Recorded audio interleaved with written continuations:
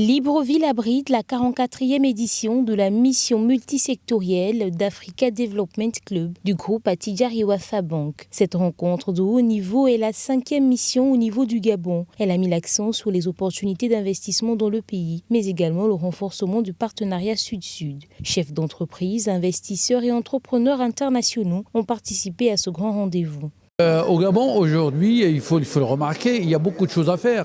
On peut investir dans différents secteurs. Je ne pense pas qu'il y ait un secteur où on pourrait dire qu'il n'y a pas d'opportunité. Il y a la mer, donc c'est les gens qui seraient intéressés par la pêche. Il y a beaucoup de choses à faire.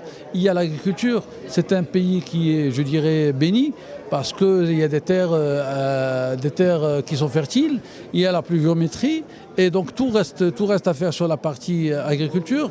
Sur la partie transformation industrie, le pays importe beaucoup la majorité de ses biens de l'étranger. Il y a beaucoup de choses qu'on pourrait produire en place.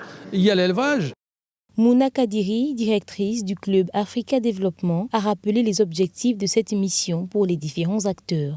Cette édition est autour du thème Gabon, terre d'opportunités, qui a réuni des chefs d'entreprise du Gabon, mais aussi d'autres pays, pour avoir accès à des informations de première main sur les opportunités d'investissement et de trade au Gabon, pour accéder à un marché de l'investissement à dimension Afrique centrale dans lequel sont représentées les banques du groupe Attijari Wafa Bank présentes dans les pays CEMAC, pour pouvoir se projeter en termes d'investissement, pour aussi faire des rencontres d'affaires en fonction de leurs besoins exprimés.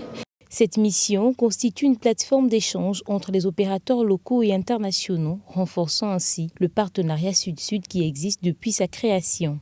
Présenter à chacun donc des documents qui servent ici de boussole d'action pour non seulement attirer les investisseurs sur le Gabon ou sur le Maroc ou dans d'autres pays, mais ce qui est le plus important ici, c'est de pouvoir donc mutualiser tout ce qu'on a comme documents, présentations, projets porteurs pour vraiment bâtir donc un socle autour de l'unité africaine. Cette mission a été marquée par la présence du vice-président de la République gabonaise, Alexandre Barrot-Chambrier, qui a montré l'intérêt que portent les autorités à l'investissement, aussi de faciliter la coopération entre les pays membres.